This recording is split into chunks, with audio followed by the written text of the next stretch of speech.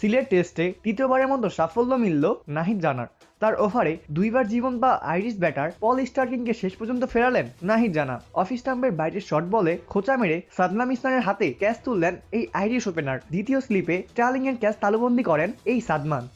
তিনি সকালেই সেরেছিলেন প্রথম ক্যাচ, আর তাতেই ভাঙে 155 বলে 96 রানের রেকর্ড গড়া জুটি। 76 বলে 9টি চারে 60 রান করে ফিরেছেন পল স্টার্লিং। টেস্টের দ্বিতীয় উইকেট এটি আয়ারল্যান্ডের সর্বোচ্চ জুটি হিসেবে থাকবে।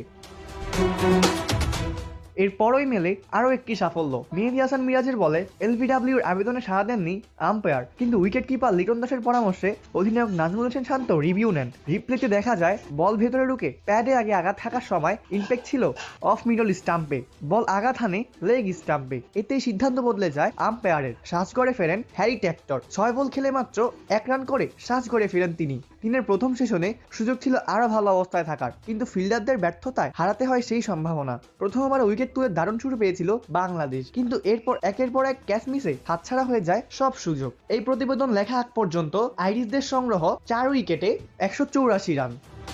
অপূর্ব দাস, প্লেভাস নিউজ।